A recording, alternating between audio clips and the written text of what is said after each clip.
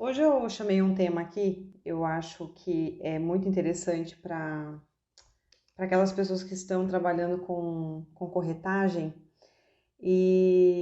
ou aqueles que aspirando a entrar na profissão, estagiários na profissão, né, que estão já trabalhando com isso. E uma coisa que eu, nessa minha jornada, trabalhando com imóveis, né, há cerca de 14 anos já, trabalhando com direito imobiliário, eu percebo que quando eu fiz muita qualificação de título em cartório, muita mesmo, muita mesmo. E eu percebi que com a minha experiência durante todos esses anos, uma das coisas que mais falhava, e eu ainda tendo bastante contato com o cartório, percebo, é que as pessoas não. Os profissionais, na verdade, eles tendem a não observar algumas coisas que na hora de registrar o documento faz falta, né? Então, na verdade, na hora de fazer uma análise documental antes, quando o imóvel vem para ele, para trabalhar o imóvel, falham várias coisas que são extremamente importantes para serem analisadas e de fato isso não acontece. Então, essa minha experiência nesse segmento, né, do direito imobiliário, eu queria compartilhar um pouco com vocês, porque a gente sabe que no o curso, né, que forma os corretores, não é um curso que aprofunda de uma forma na prática. É um curso que ele basicamente trata de um modo geral das coisas.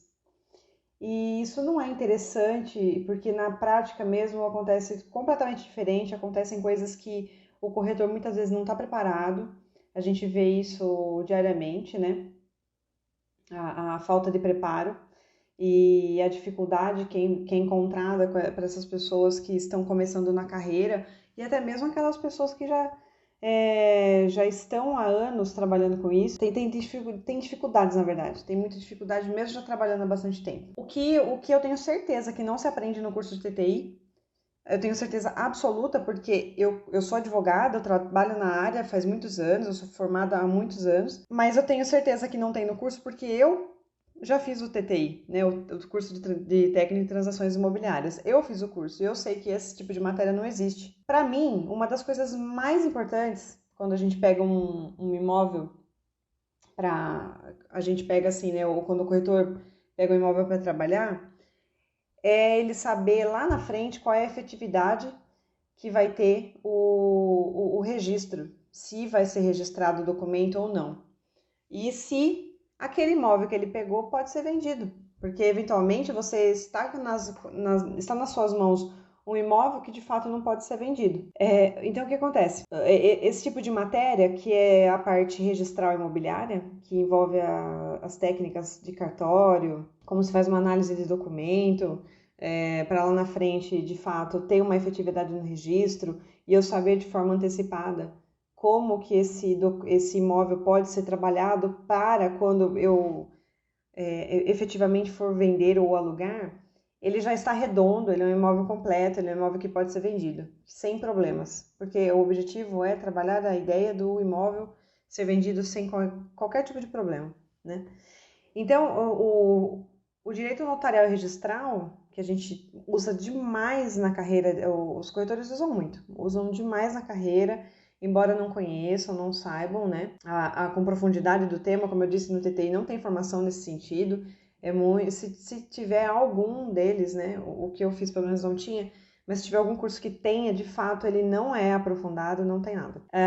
O que é, então? Por exemplo, dois princípios que eu acho de extrema relevância, três, na verdade, né? A gente tem o princípio da continuidade, princípio da especialidade, tanto objetiva quanto subjetiva, e o princípio da disponibilidade. Então, quando o corretor de imóveis tem nas mãos um imóvel para venda ou para locação que seja, porque às vezes as pessoas não dão muita importância para imóveis que vão ser alugados, né? Não se preocupam com essa questão da disponibilidade, se de fato quem está alugando é o proprietário ou não, enfim. Isso também pode ocasionar diversos problemas futuros. Então, a atenção a isso é importante. Então, vamos lá. Quando o corretor pega um imóvel para fazer uma análise e colocar à venda, ele tem que verificar se na matrícula do imóvel há essa questão da continuidade, né? Por quê? Porque a continuidade quer dizer o quê? Que tem que ser respeitada a ordem de domínio, tem que ter uma cadeia dominial, que a gente chama, ou seja, tem que ter uma sequência lógica de proprietários. Não pode simplesmente um terceiro, né, compra um imóvel, tá com ele nas mãos. Ele não consegue registrar o imóvel se o anterior que vendeu para ele não estiver constando na matrícula. Então, a análise da matrícula, dos pontos mais importantes, se não o mais importante, para você praticar a venda de um imóvel com segurança jurídica. Então, esse princípio da continuidade, ele vai te dar a possibilidade de você visualizar o futuro e saber já de antemão se você, como corretor, o estagiário que seja, tem nas mãos um imóvel que lá na frente não vai dar problema. Nós temos ainda o princípio da especialidade, que chama especialidade subjetiva e objetiva. Por quê? Esses dois princípios, né, da especialidade objetiva e subjetiva, também é uma situação que você tem que observar na matrícula do imóvel. Por quê? Porque você tem que conhecer o imóvel, a situação em que ele se encontra naquele momento e a característica do proprietário. Quem é que está lá, quem é que está vendendo.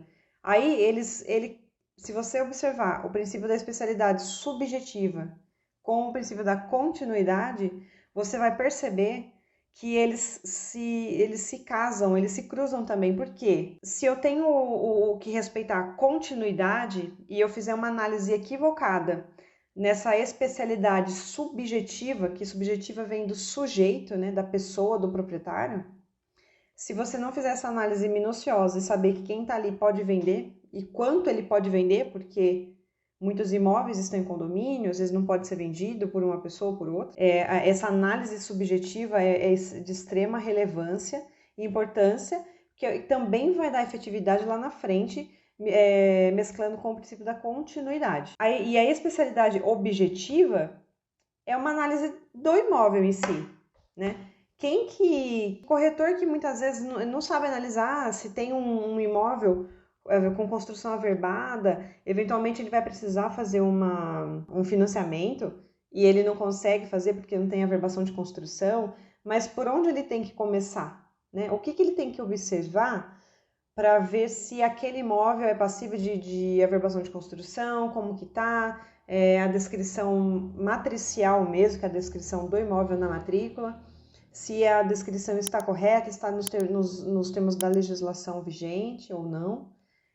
Então, esses princípios são basilares, assim, né? São a base para o corretor analisar, ele tem que conhecer isso para poder, na prática, avaliar e verificar o sujeito, né, o que é o proprietário, o imóvel, que é o objeto, e tem que saber a continuidade. Mas aí você vai falar assim, mas qual que é a diferença, né, da continuidade e da disponibilidade?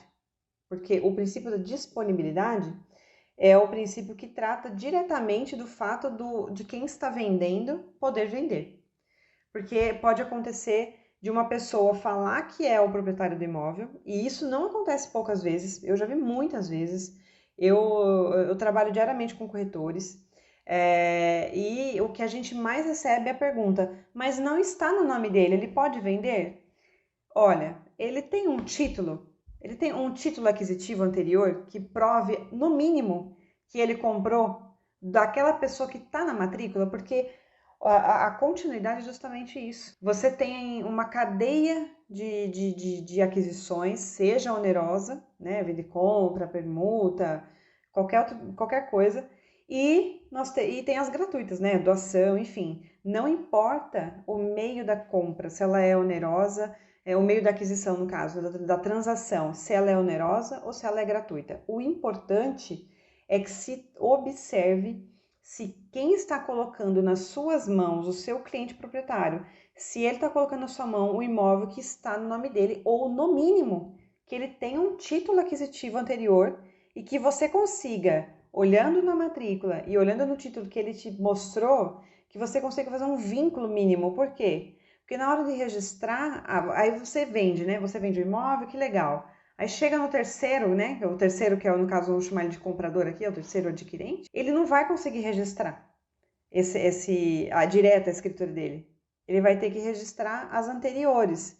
E muitas vezes, e eu já vi isso na prática muitas vezes, qualificando títulos dentro de cartório, quando na época eu fazia esse tipo de qualificação, e como advogada, e trabalhando com corretores, isso daí é muito comum que surjam documentos que não estão registrados, não tem uma boa qualificação, documentos antigos que dificulta demais o registro anterior.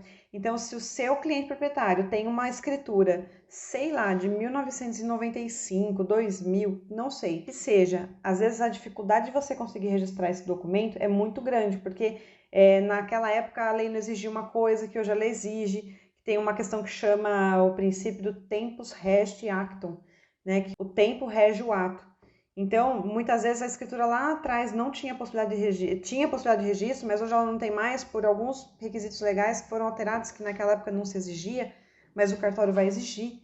Então, se o corretor de imóveis, desde o momento que ele pega o imóvel, na gestão dele, ele vê o que tem em relação ao imóvel, em relação à pessoa, em relação ao título, e vê que ele tem uma cadeia de aquisições completa na matrícula, e aquela pessoa que está passando para ele a gestão é de fato o proprietário, ótimo, você já tem nas mãos um excelente caminho percorrido já e muito bem trabalhado.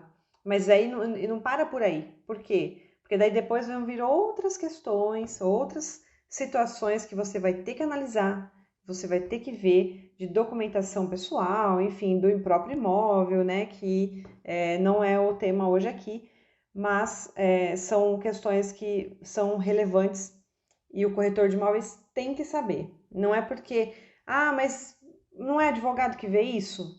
Nem sempre.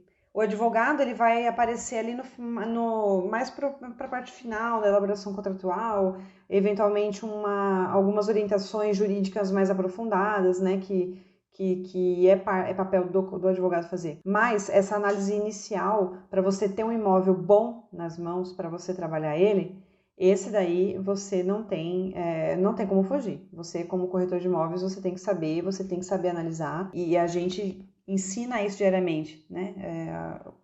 O meu acompanhamento com os corretores ensina isso. Como eu vejo isso, como eu faço análise. Então, esses princípios norteiam a questão, o trabalho, são princípios muito básicos mesmo que a gente tem que conhecer. E aí você fala assim, tá, e da continuidade para disponibilidade, qual que é a diferença? A disponibilidade é de fato aquela pessoa que está vendendo como seu cliente, como proprietário, né? Seu cliente proprietário, de fato tem nas mãos o imóvel, tá registrado, tá ok. Então, assim, a continuidade e a disponibilidade, ambos os princípios, eles trabalham com a sequência lógica de aquisições. Ok, mas a disponibilidade, ela tem relação direta com o próprio registro. Então, se você viu que está registrado, ótimo, percorra o caminho, vá em frente, termine de ver todas as demais situações que precisam ser vistas numa venda e compra, porque não são poucas, são várias que precisam ser analisadas. E aí eu falo assim, qual que é uma das maiores questões que a gente vê também de complicação em relação à disponibilidade? Como eu disse lá atrás, a gente tem a questão de imóveis que estão em condomínio, tem vários proprietários, tem imóveis que eles são divididos em porcentagem, tem imóveis que eles são divididos já em frações. A disponibilidade também é afetada nesse ponto, porque não pode simplesmente você vender um imóvel que você está em condomínio com alguém, tem uma porcentagem com alguém, aleatoriamente, né? Você tem alguns requisitos a serem seguidos, tem algumas preferências que você tem que dar como proprietário de uma parte em relação ao outro proprietário. E outra questão que influencia demais na disponibilidade, mas demais mesmo, é uma das coisas que a gente mais vê no dia a dia, é o regime de bens, né? O regime de bens dos proprietários, ele afeta diretamente na possibilidade de alienar um imóvel ou não. A depender do regime precisa de anuência, a depender do regime não precisa. Então, o corretor de imóveis, né, quem está estudando, estagiários aí, precisam entender sobre regimes de bens para saber, porque às vezes a pessoa já se divorciou, mas a matrícula ainda não está casada, ela é viúva e não foi feita partilha. Qual é a disponibilidade? Quem que pode vender o imóvel? É herdeiro? É inventariante? Quem que é, né? Então, aquela parte do inventário, a parte da partilha de bens no divórcio, e isso daí também tem um reflexo direto em razão do regime de bens. E não é bobeira, porque se você vender um imóvel sem a anuência necessária, você pode ter problema no futuro de uma nulidade, uma anulabilidade dessa transação imobiliária que foi realizada. Às vezes você vai fazer uma doação que você não pode fazer venda de ascendente para descendente ou doação, tem que ver se precisa de anuência ou não precisa de anuência. Isso também afeta a disponibilidade. Algumas cláusulas restritivas afetam a disponibilidade também. Então, assim, o que eu realmente gostaria muito de passar para vocês hoje é que, conhecendo alguns requisitos básicos do direito registral, inclusive, para você entender um pouco sobre legitimidade de quem que pode vender, quem é que pode dispor, né? A disponibilidade ela tem muito a ver com isso, de dispor, usar, gozar, fruir do bem. Diferente no caso da continuidade, que é mesmo aquela questão da cadeia de aquisições, né? Da ordem de proprietários constantes da matrícula. Então, fiquem muito atentos a isso. São princípios muito simples que podem te abrir a mente de uma forma, quando você vê o documento, você fala, legal, tá em nome, não tá? Se não tá, o que eu tenho que fazer a partir de agora? Qual é o meu próximo passo? Aí você vai ter toda uma sequência para fazer, para poder chegar naquele proprietário que está te contratando para prestar o serviço como corretor de imóveis. Então, se você mostrar para o seu cliente proprietário que você sabe fazer isso, certamente você vai ter um diferencial. Porque eu vejo muita dificuldade na prática dessa situação entre os profissionais. Por quê? Porque não tem formação, né? O curso, como eu disse, do TTI não tem uma base sólida nesse sentido, não te ensina a prática, não te mostra como de fato você tem que levar um documento redondinho para o cartório, que vai registrar rapidinho um financiamento, que vai registrar rapidinho uma escritura. E o que vai afetar isso diretamente para você, corretor? A comissão. Quanto mais você souber, mais redondo tiver o imóvel que você está trabalhando, tiver tudo certo, pense assim, não é bobeira você aprender a trabalhar com documentação imobiliária. Não é bobeira, você pode aumentar a confiança do seu cliente em você, a segurança da documentação que você está trabalhando, da operação em si. Você sabe, você vai garantir para o seu cliente que lá no futuro ele não vai ter problema. Ele não vai ter problema. Isso daí não há nada que pague. Inclusive, você vai conseguir manter, inclusive, a sua comissão no 6%, né? Porque todo corretor almeja isso, mas para isso você precisa mostrar para ele um serviço de excelência. E quando você mostra para ele que você entende de matéria imobiliária, que você sabe que, olha, ele vai te perguntar assim, mas eu posso vender? Aí você vira e fala assim, e agora? Não sei se eu posso vender. Será que eu posso mesmo vender? Se você pegar o documento e souber analisar ele rapidamente, com atenção, mas com uma profundidade necessária para você garantir para o seu cliente que ele pode vender, perfeito. E aquele cliente que fala assim, nossa, adorei esse imóvel, quero comprar, mas está tudo certo com o imóvel? Eu posso comprar mesmo? Não vou ter problema? Veja bem, a analisar toda essa prévia documental, entender a matrícula, entender os documentos, entender regime de bens, parece muita coisa, mas no fundo é essencial para o teu negócio como corretor de imóveis, é essencial para você. E você vai evitar, inclusive, o quê? Que o problema vá parar no Poder Judiciário, porque, como advogada, eu falo para vocês, tem muitos casos que vão parar no Judiciário, porque houve uma falha lá atrás de uma análise documental bem feita, que a pessoa não poderia vender, ou ela, em tese, poderia, mas precisariam ter questões melhores ajustadas na matrícula do imóvel, e não foi feito. Então, na matrícula do imóvel, desculpa, no contrato, que não foi feito. Então, assim, algumas amarras que te garantem que lá na frente vai dar tudo certo, vai conseguir fechar o negócio, de fato, registrar essa escritura para o seu comprador. E aí ele vai ficar feliz. Quem vai ficar feliz? O comprador, o vendedor, todo mundo vai ficar feliz, você vai ficar feliz porque você vai receber sua comissão rápida, porque tempo é dinheiro, né? A gente sabe que tempo é dinheiro. Então, se você faz uma análise rápida de documento, segura, você tem certeza do que você está falando, você sabe que quem está ali pode vender, você analisou subjetivamente dentro da matrícula a pessoa, você analisou o objeto que está sendo trabalhado, perfeito. A sua comissão vai vir rápido, o registro vai sair rápido, os compradores, os vendedores, vai todo mundo ficar muito feliz e vai fazer o quê? Na próxima vez ele vai te procurar. Por quê? Porque você agiu com lisura, você foi uma pessoa correta, você foi uma pessoa que passou segurança para o seu cliente. Então, atentem-se a isso. Esses requisitos mínimos necessários são muito importantes vocês aprenderem.